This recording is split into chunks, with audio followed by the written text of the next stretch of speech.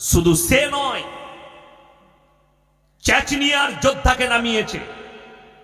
পৃথিবীর সব থেকে খুঙ্খার যোদ্ধা হচ্ছে, মিলিটারি হচ্ছে চেচনিয়া।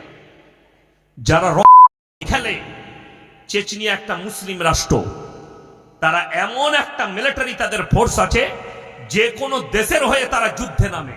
তাদেরকে ভাড়া করলেই যুদ্ধ হয়ে যাবে। আগে দেখবেন লেটেল পাওয়া যেত, আমাদের দেশে লেটেল পাওয়া যেত না মারামারি করার জন্য। আমাদের বাচ্চারা জানে, মানে লড়াই করার জন্য একটা বংশের সঙ্গে একটা বংশ লড়াই হচ্ছে, লোক ভাড়া করে আনতো মারামারি করার জন্য।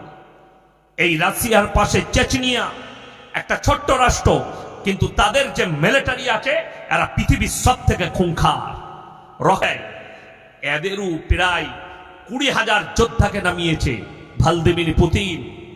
তাতেও হয়নি, উত্তর কোরিয়ার কিছু যোদ্ধাকে দখল করতে পারেনি। আর কোন পাগল ছাগল বলছে যে রিস্কা নিয়ে ঢাকা থেকে এসে কলকাতা দখল করবে। কত দুঃখের বিষয়। আর আমাদের বর্ডারে যেদিকে সেনা রেখেছি, সেনারা যিনারা আছেন, তারা ওইখানে বসে বসে চা খাবে আর তারা ঢুকে পড়বে। এই দিক থেকে যে বলছে সেও গাঁজা খে, ওদিক থেকে যে বলছে সেও গাঁজা খে। আর এই মিথ্যা অপপ্রচার রিপাবলিক টিভি, আমি কালকে বলেছি, আজকে আবার আপনাদেরকে বার্তা দিচ্ছি, হে আমার যুবক, হে আমার যুবতী, হে আমার মুসলমান ভাই, যাদের কাছে মোবাইল আছে, রিপাবলিক টিভি এই চ্যানেলটাকে মুসলমানদের বয়কট করা দরকার। সবাই করবেন? জোরে বলুন ইনশাআল্লাহ। এদের প্রতিনিয়ত কাজ ইসলামের বিরুদ্ধে, কোরআনের বিরুদ্ধে এদের সম্প্রচার করা, ইসলামের বিরুদ্ধে বিদ্বেষ উগলে দেওয়া। অবাক লাগে, আমি যে দেশটাই বাস করছি, এই ভারতের মাটিতে, এই দেশেই জন্ম নিয়েছি, কিন্তু দুঃখটা কোথায় জানেন? একটা মুসলিমদের মেয়ে, সে যদি বোরকা পরে, হিজাব পরে স্কুলে যায়, তাকে কোর্টেতে যেতে হচ্ছে কেস লড়ার জন্যে। আর আমাদের দেশের এয়ারপোর্ট আর বাজারগুলোয় যে মেয়েরা ন্যাংটো ঘুরে বেড়াবে, তাদেরকে বলা হচ্ছে নাইস, বিউটিফুল, দারুণ লাগছে, তাকে কেস লড়তে হয় না। এর থেকে দুঃখ আর কিছু নেই। আপনারা কি মনে মনে করছেন ইসলাম মিটে যাবে? আপনারা কি ভাবছেন কোরআন মিটে যাবে? আরে আসামের মুখ্যমন্ত্রী হিমন্ত বিশ্ব শর্মাজি मीडिया सामने बोले मेरा लक्ष्य है कि इस्लाम को मिटा दूं, इस्लाम मिट जानी चाहिए दुनिया से, इस्लाम करुणा की तरह मिट जाना चाहिए। আর সব থেকে দুঃখের বিষয় শুনেছেন করোনাতে কোনো মৌলী সাহেবের মৃত্যু হয়েছে? কথা বলে না না কেন জানেন? বিশ্ব স্বাস্থ্য সংস্থা করোনার সময় যে সার্কুলার জারি করেছিল তার মধ্যে মারাত্মক সার্কুলার যেটা সর্বপ্রথম ছিল করোনা থেকে বাঁচার উপায়, সেটা হচ্ছে তোমরা বেশি বেশি করে হাত মুখ পা ধৌত করবে। আমরা নামাজ কবার পড়ি, 5 ওয়াক্তের নামাজে কবার উজু করি? 5 বার। জোরে বলুন সুবহানাল্লাহ। 5 বার চেহারা ধৌত করি, 5 বার হাত ধৌত করি, 5 বার পা ধৌত করি, 5 বার মাথা মোছা করি, করি না করি না? তাইলে করোনা আমার কাছে আসবে? অমিতাভ বচ্চন মোবাইলে ডাইল করলেই অমিতাভ বচ্চনের গলা শোনা যাচ্ছিল, ঠিক কিনা? অ্যাড দিচ্ছিল কিসের? आप लोग करोड़ों से बचिए, अपने आप को सुरक्षित रखिए। ও হারাম খোরেরই হয়েছিল করোনা। তো যার নিজের বাঁচার ক্ষমতা নাই সে লোককে কি বলবে? ওর গলাটা আবার কোম্পানিরা ভাড়া করে অ্যাড দিচ্ছিল। নাউজুবিল্লাহ।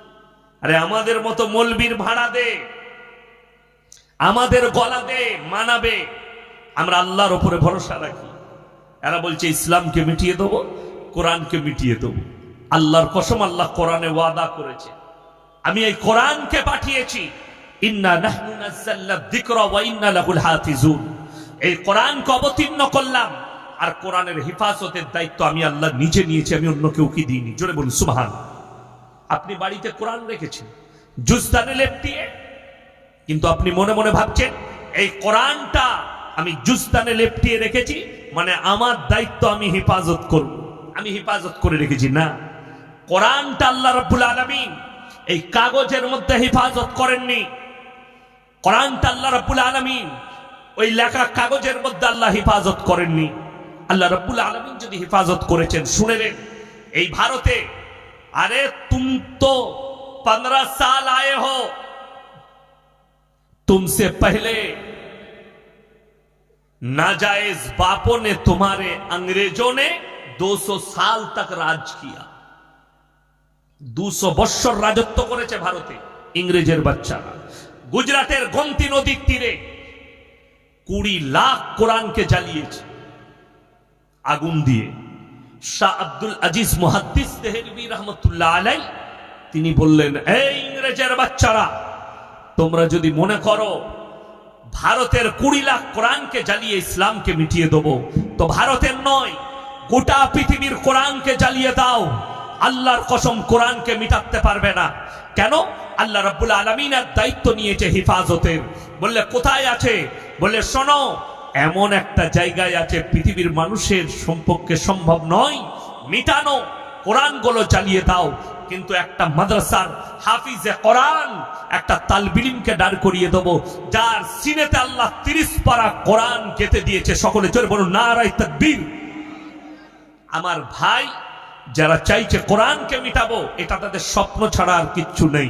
আল্লাহ অপর জায়গায় বললেন, ওয়ালান তাজিদ লিসুন্নাতিল্লাহি তাবদীলা। পৃথিবীর যতগুলো পরমাণু শক্তিধর দেশ আছে সব একদিকে দাঁড় করিয়ে দাও, আল্লাহর কসম কিয়ামতের সকাল পর্যন্ত আল্লাহর কালামের কোরআনের একটা জের জবরকে পরিবর্তন করার ক্ষমতা পৃথিবীর কোন শক্তির নাই। জোরে বলুন সুবহানাল্লাহ। ফিরাউন आया था, मूसा को मिटाने खुद मिट गए। ফিরাউন এসেছিল না, আসেনি মুসা নবীকে মিটাতে। বললে মুসাকে কতল করব, নিজে শেষ হয়ে গেল। नमरूद आया था इब्राहिम को जलाने, खुद खत्म हो गए। नमरूद এসেছিল, চিতায় ফেলেছিল ইব্রাহিম নবীকে। আল্লাহর কসম, পৃথিবীর যতগুলো দেখতে পাচ্ছেন বস্তু সব আল্লাহর হুকুমের ইশারায় চলে। জোরে বলুন সুবহানাল্লাহ। তার মারাত্মক দলিল হচ্ছে আগুন। যে আগুনে ইব্রাহিম আলাইহিস সালাতু ওয়াস সালামকে নিক্ষেপ করা হয়েছে। কোরআনে আছে আল্লাহ আগুনকে হুকুম জারি করেছেন, কুলনা ইয়া নারু কুনি বারদাম ওয়া সালামান আলা ইব্রাহিম। আগুন তুমি ক্ষান্ত হও আমার ইব্রাহিমের জন্য। আমার ইব্রাহিমের একটা পশমকে জ্বালাবার ক্ষমতা তোমার নেই। জোরে বলুন সুবহানাল্লাহ। ইব্রাহিমের একটা পশমকে, হযরত ইব্রাহিম আলাইহিস সালাতু ওয়াস সালামের পশমকে জ্বালাতে পারেনি। হে আমার মুসলমান ভাই, ভয় আল্লাহকে খাবেন। জোরে বলুন ইনশাআল্লাহ। আমরা মনে করি বাপকে ভয় খেতে হয় না, ভয় নয়। নিজের বাবাকে আপনি রেসপেক্ট করুন, সম্মান দেন। বয়স্ক লোককে সম্মান দেন, বড়কে সম্মান, ছোটকে স্নেহ। এটা রাসূল সাল্লাল্লাহু আলাইহি সাল্লামের আখলাক। বড়কে সম্মান, ছোটকে স্নেহ। কিন্তু ভয় একমাত্র রব্বুল আলামিনকে খেতে হবে। আজকে বলুন, 5 ওয়াক্তের নামাজ পড়া ফরজ না ফরজ নয়? কথা বলে। আর আমি চ্যালেঞ্জ ছুড়ে বললাম, গোটা চাপড়া থানায় 80% লোক বেনামাজি। ঠিক বললাম না ভুল বললাম? অথচ আপনি জানেন 5 ওয়াক্তের নামাজ পড়া ফরজ। এখন আমাদের ইমাম সাহেবরা, মৌলী সাহেবরা, নামাজিরা কোন লোককে নামাজের জন্য বলে। সকালবেলায় চায়ের দোকানে মুসল্লিরা চা খাচ্ছে, কিছু বেনামাজি আছে, ভাই তুই তো ফজরের সময় আছিস বাজারে চায়ের দোকানে, তো ফজরের নামাজটা পড়তে পারিস? বলে শোন, নামাজ না পড়তে পারি, আমার মতো ভালো লোক কেউ নাই, তোদের থেকে ইমান বেশি। এরকম মাল আছে না? নয়, গাধা আছে, নামাজ পড়ে না, কিন্তু বলে আমি নামাজ না পড়তে পারি, তোদের থেকে ইমান আমার অনেক বেশি। তারা কান খুলে শুনে যান, কিয়ামতের দিনে কতটা বিপদে পড়বে তারা। রাসূল আকরাম সাল্লাল্লাহু আলাইহি সাল্লামের হাদিস, যার নামাজ নেই তার মধ্যে ইসলাম নেই। রাসূল বললেন, যার নামাজ নেই তার মধ্যে ইসলাম নেই। আর আল্লাহ রাব্বুল আলামিন কোরআনে বললেন, হে আমার নবী শোনো, ওই সমস্ত ব্যক্তিরা কত রকমের কত বড় বিপদে থাকবে। সেই দিনে আর কোনো রাস্তা থাকবে না। কিয়ামতের দিনে একটা রাস্তা, যারা বেনামাজি, যারা জাহান্নামী, তারা জাহান্নামে প্রবেশ করবে, আর জান্নাতীরা জান্নাতে যাবে। জান্নাতীরা দাঁড় করাবে, ফি জান্নাতি ইয়াতাসাআলুনা আনিল মুজরিমিনা মা সালাকাকুম ফি সাকার। এ জাহান্নামী ভাইরা দাঁড়াও দাঁড়াও, তোমরা বলতে আমরা পাড়ার ভালো লোক, আমরা ইমানদার, আমরা তো ভদ্র মানুষ, আজকে কেন তোমরা জাহান্নামে প্রবেশ করছো? তাদের 1 নম্বর উত্তর হবে, ক্বালু নামনাকু মিনাল মুসাল্লিন, আমরা নামাজি মুসল্লিদের মধ্যে ছিলাম না। এটা নাম্বার 1। ওয়ালাম নাকু নুতিমুল মিসকিন, আর আমরা মিসকিনকে খানা খাওয়াইতাম না। আচ্ছা, ইমানদারির সঙ্গে বলুন, আমার আগে আমার দুজন প্রাণ প্রিয় ভাই বয়ান করে গেলেন। আচ্ছা, আমার আগে দুটো বক্তা বললেন যে মসজিদে ঢুকবি আর বেরোবি না কোনোদিন, কথা বলে না? কোন মৌলবী জুম্মাই বলেছে যে মসজিদে ঢুকলে আর বেরোতে পাবে না? এটা পৃথিবীর কোন মৌলবী বলবেও না, আর বলার হুকুমও নেই। আল্লাহ রাব্বুল আলামিন দেখবেন, আমাদের কিছু লোক আছে চায়ের দোকানে হারাম করে 3 ঘন্টা আড্ডা মারে, নামাজের জন্য বলবে সময় তো হচ্ছে না ভাই, ঠিক কিনা কথা বলে? এরা কত বড় নির্বোধ! চায়ের দোকানে 3 ঘন্টা আড্ডা মারবে, 5 মিনিট নামাজের সময় লাগবে, 10 মিনিট খরচ, অথচ নামাজ পড়ে না। মসজিদের সামনে চায়ের দোকানে বসে আড্ডা মারছে, অথচ মসজিদে প্রবেশ করে না। মারাত্মক ব্যাপার এটা। তারা কিয়ামতের দিনে জাহান্নামে যাবে, তারা উত্তর দেবে জান্নাতি দিকে আমরা নামাজি মুসল্লি ছিলাম না। এটা নাম্বার 1। কত মারাত্মক ব্যাপার! আর আপনি মনে করেছেন আমাদের দেশের লোকের প্রবলেম কি জানেন? নামাজ পড়ে না, রোজা রাখে না, দিনদার নয়, পরেজগার নয়, তাকওয়া নেই। তার কারণ একটাই, ই জানে যত রকমের পাপ করবি কর, চিন্তা নাই, মরে গেলেই হুজুর মিলাদ পড়িয়ে জান্নাতে দিবে। কথা বুঝতে পারেন? আমাদের দেশে মিলাদ হয় না, হয় না? হ্যাঁ, আমাকে দাওয়াত দিলেন, একজন ধরলেন চাপড়া গেছে কিংবা কৃষ্ণনগর থেকে বাড়ি ফিরছে বাইকে, 4 বোতল মদ খেয়ে বাড়ি ফিরছে, অ্যাক্সিডেন্ট হয়ে মারা গেল। আহা, জানাজা হলো, মাটি হয়ে গেল। এরপর ইয়াসিন ভাইকে দাওয়াত দিয়েছেন, বললে হুজুর আমার ছেলের জন্য মিলাদ দেব। আমি এলাম, দেশি মুরগি দিয়ে ভাত আর পরোঠা আর পোলাও আমি খেলাম। এরপরে দোয়া করছি, আল্লাহ ভাই সাহেব অ্যাক্সিডেন্ট হয়ে মারা গেছে, তুমি তাকে জান্নাতুল ফিরদাউস দান করো, শহীদের মর্তবা দিয়ে দাও।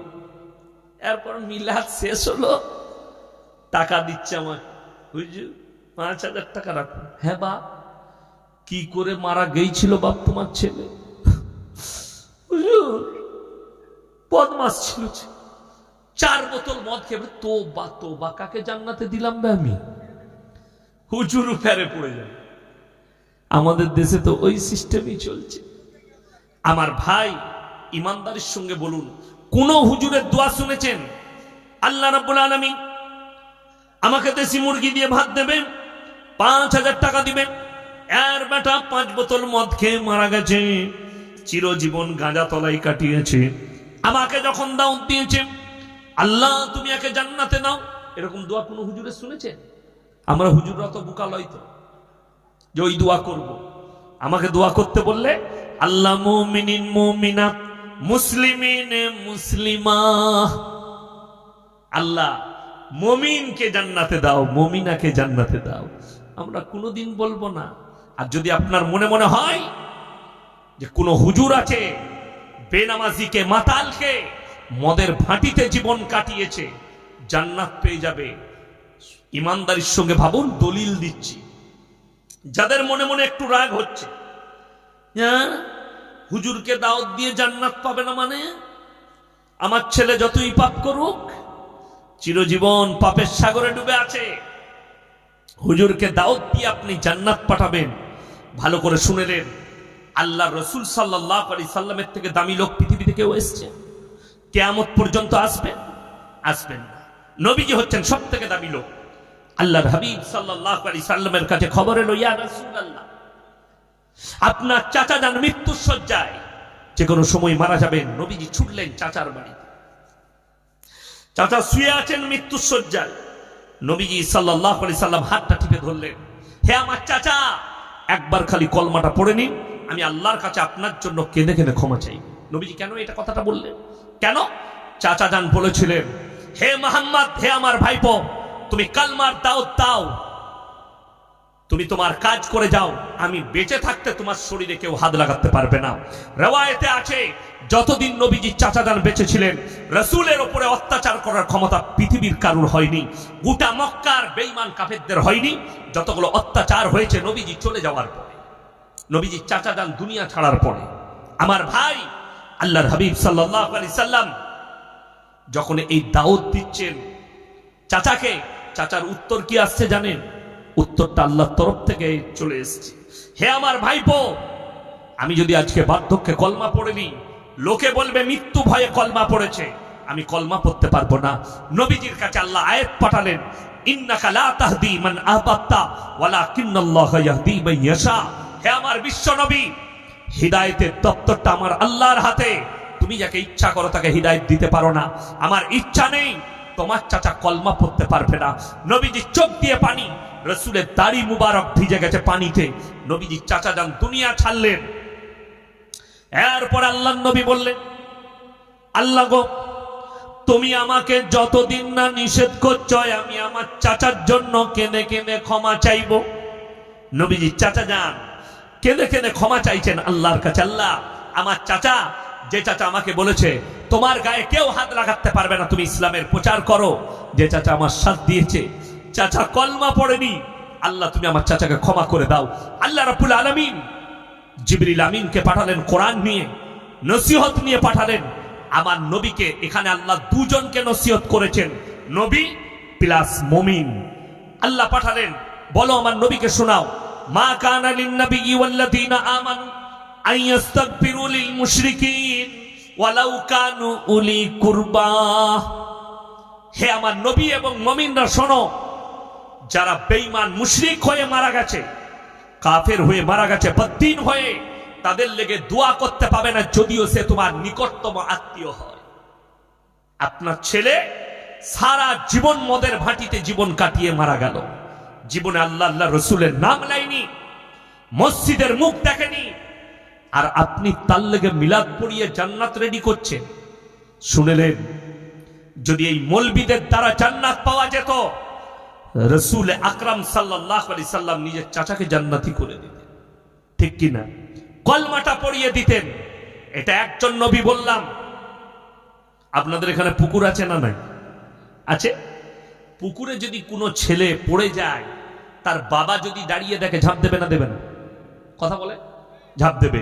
এটা মারাত্মক ব্যাপার। কেন? পিতৃ স্নেহ, সে ঝাঁপ দিয়ে দেবে। আল্লাহর হাবিব সাল্লাল্লাহু আলাইহি সাল্লামের কাছে এসে শোনেন, পৃথিবীতে এমন একজন নবী ছিলেন যিনি ৯৫০ বছর দাওয়াত দিয়েছেন তার কওমকে। তিনার নাম হচ্ছে হযরতে নূহ নবী। নৌকার উপরে বসে আছেন, আল্লাহ তাণ্ডব শুরু হয়েছে, গোটা পৃথিবীতে প্রলয় ঘটিয়েছেন।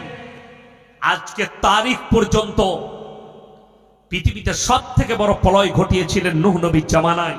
বন্যা, সমুদ্রের পানিকে, রেওয়ায়েতে আছে, মুফাসসিরিনরা কেউ কেউ লিখেছেন ১২৫০ ফুট উপরে আল্লাহ তুলে দিয়েছিলেন, গোটা পৃথিবী ডুবে গেছে। নূহ নবী নৌকার উপরে, তার উপরে যারা বিশ্বাস করেছে তিনারা আছেন, এবং সব জীবজন্তু পশু পক্ষী জোড়া জোড়া আছে। এত বড় নৌকা বানিয়েছিলেন।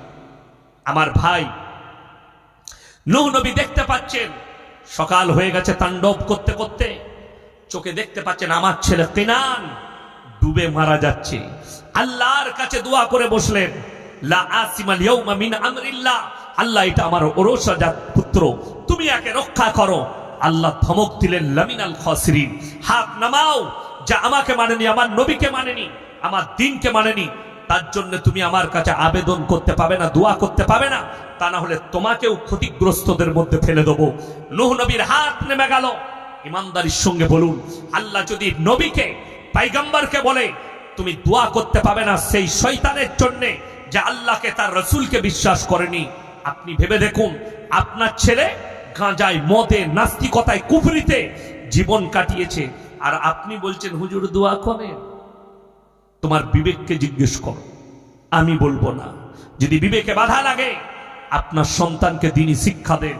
সবাই হাত তুলে বলুন, আজ থেকে নামাজ কাজা করবো না। জোরে বলুন ইনশাআল্লাহ। আমাদের শুনেলেন, এই ভারতবর্ষে সাইবার অ্যাটাক হচ্ছে। আপনি ফোন করলে দেখবেন, ফোন কলে এখন দিচ্ছে, আপনি সাইবার সুরক্ষায় থাকুন। কোনো ফোন কল কিংবা কোনো অ্যাপস দিলে আপনি লোড করবেন না, অ্যাপসের ভেতরে ঢুকবেন না। আমাদের দেশে কয়েকটা বিদেশের কোম্পানির নামে অ্যাপস চলছে, আমার কাছে আমি আপলোড করেছি। একটা অ্যাপসের নাম হচ্ছে ভিএম, কি নাম বললাম? ভিএম, যেটা আমার এলাকায় বর্তমানে আমার গলসি থানায় অ্যাটাক করেছে। কি সিস্টেম? এই ভিএম কোম্পানিটা, এটা কিন্তু ভারতের নয়, ফ্রান্সের একটা কোম্পানি। তার মল আছে, কাপড়ের মল, কাপড়ের ব্যবসা। আমি তার সব কিছু বার করেছি, ডিটেলস এখানে আছে। আমি ফেসবুক থেকে তার ডিটেলস বার করেছি। কোম্পানির মালিক, এ কোম্পানি শুরু করেছে 1987 সালে। বর্তমানে তার ব্রাঞ্চ হচ্ছে 6000 পৃথিবী জুড়ে। কত লোক কাজ করে? 2,13,000 লোক তার আন্ডারে কাজ করে। 2 লাখ। সে একটা বিবৃতি দিয়েছে, এই ভিএম এর নামে ভারতে, পাকিস্তানে, বাংলাদেশে কিছু অ্যাপস খোলা হয়েছে। কিছু সাইবার ক্রাইম যারা করে, তারা বড় বড় সাইবার অ্যাটাক যারা করে, তারা এগুলো খুলেছে। খোলার পরে আপনাকে দেখাচ্ছে এটা একটা কোম্পানি, ফ্রান্সের কোম্পানি। আপনি সেখানে ঢুকলেন, আপনি এখানে পয়সা লাগান, 5,000 টাকা দিবেন। 10 দিন পরে, ব্যবসার পরে আপনার পয়সা 10,000 হবে। আবার এইরকম ধরনের অনেকগুলো অ্যাপস আর অনেকগুলো কোম্পানি আপনাদের এখানে আছে না নাই? এনএফটি 2 নম্বরই কোম্পানি, একদম পুরো। এইগুলো সব সরকারকে যারা গাল দিচ্ছে, প্রশাসনকে, এই মুসলিমগুলোকে যদি ধরা পড়ে, যারা গিয়ে বলবে যে আমার টাকা চলে গেছে, তাকে অ্যারেস্ট করে 6 মাস জেলে রাখা দরকার। সরকার সচেতন করছে, মোবাইলে সরকার অ্যাড দিচ্ছে, বারবার আপনাকে জানাচ্ছে সাইবার অ্যাটাক হচ্ছে।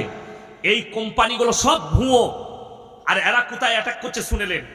মুসলিমদের একটা গুণ খারাপ, বিনা পয়সায় বড় লোক হবো, বিনা পরিশ্রমে বড় লোক হবো, বিনা পরিশ্রমে বড় লোক। আজকে যে আমি এসছি রাত জাগতে, আচ্ছা বলুন তো, ফ্রি পয়সায় এসছি না, আমাকে কিছু পয়সা লাগবে? তা আমাকে এই 2 ঘন্টা পরিশ্রম করতে হলো না? হলো না? শুধু এই 2 ঘন্টা নয়, আমি 3 ঘন্টা যাব, 3 ঘন্টা এসছি, 3 আর 3 6, আর 2 8 ঘন্টা ঘুম নাই চুপ। তারপরে গিয়ে আমি মাদ্রাসায় শুই, তারপরে কিছু টাকা সংগ্রহ।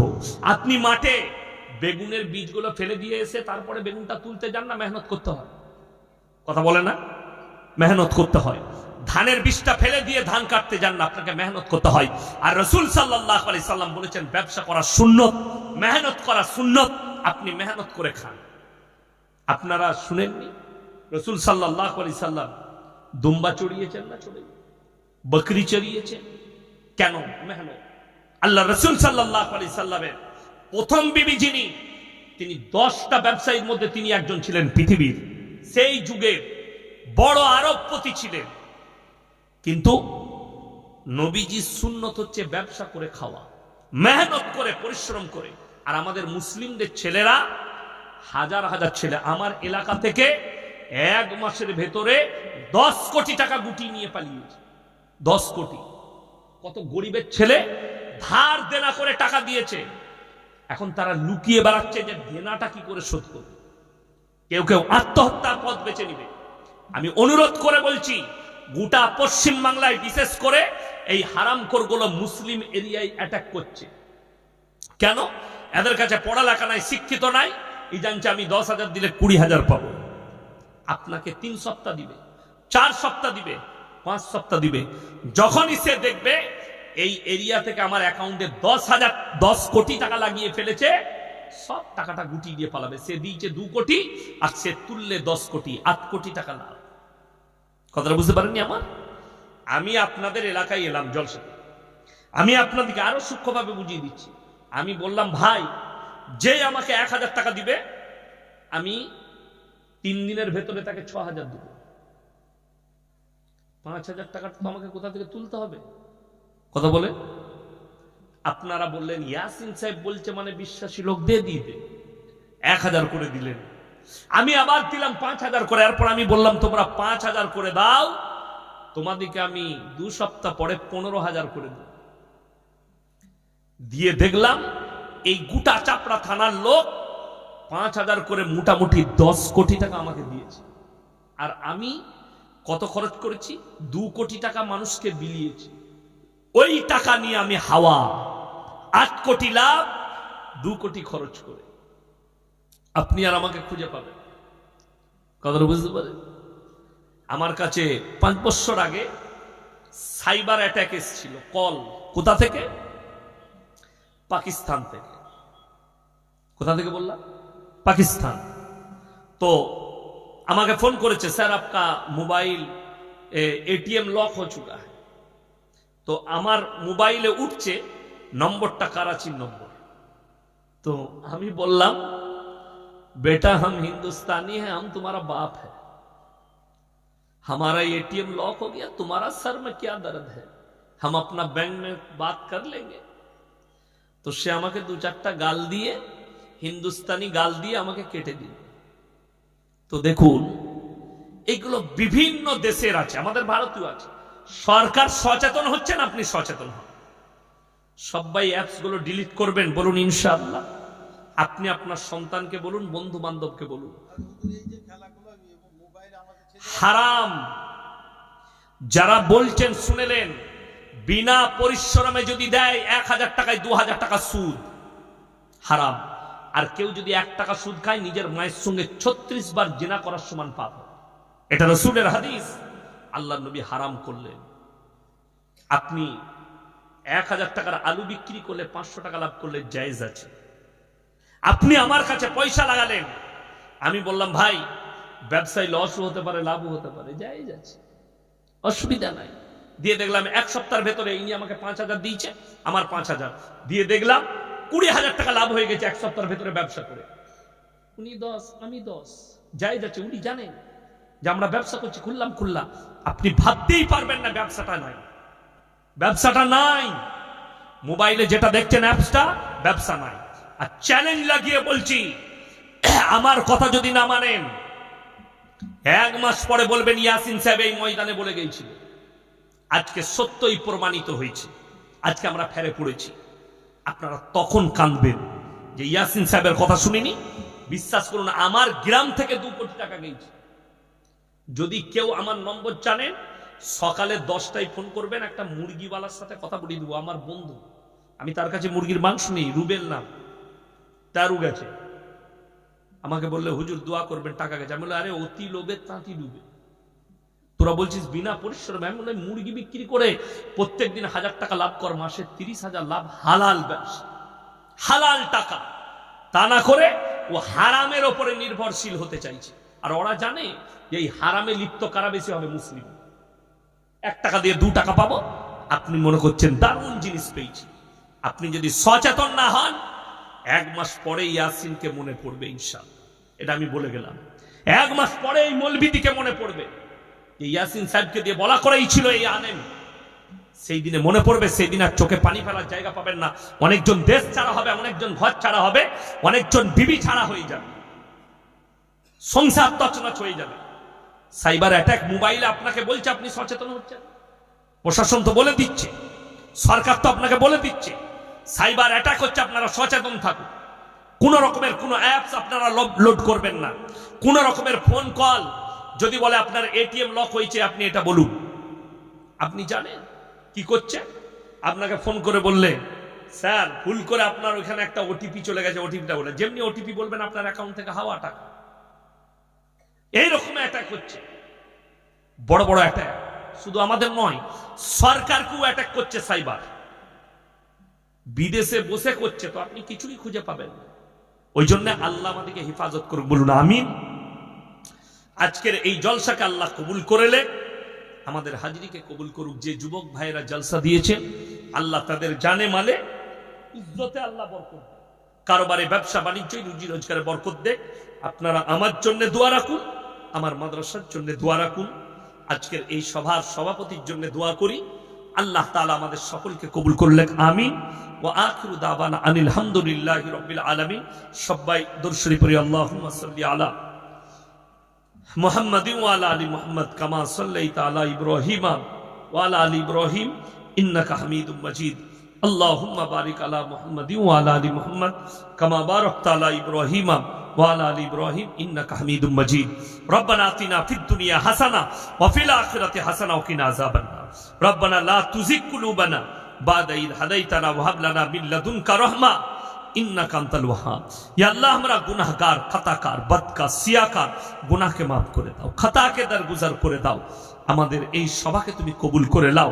আজকের এই মজমায় যে সমস্ত ভাইয়েরা, মায়েরা, বোনেরা আমরা হাত তুলেছি, হাত তোলার পূর্বে বিগত জীবনের সমস্ত সগীরা কাবীরা, জাহিরি বাতিনি, দিনের দিবালয়, রাতের অন্ধকারে জেনে অজেনে যত পাপ করেছি সব তুমি ক্ষমা করে দাও। আমাদের পূর্বপুরুষ যারা দুনিয়া থেকে চলে গেছে, আল্লাহ তুমি তাদের কবরের দিকে জান্নাতুল ফিরদৌসের দরজা খুলে দাও। আমরা যখন দুনিয়া থেকে যাব, আল্লাহ তুমি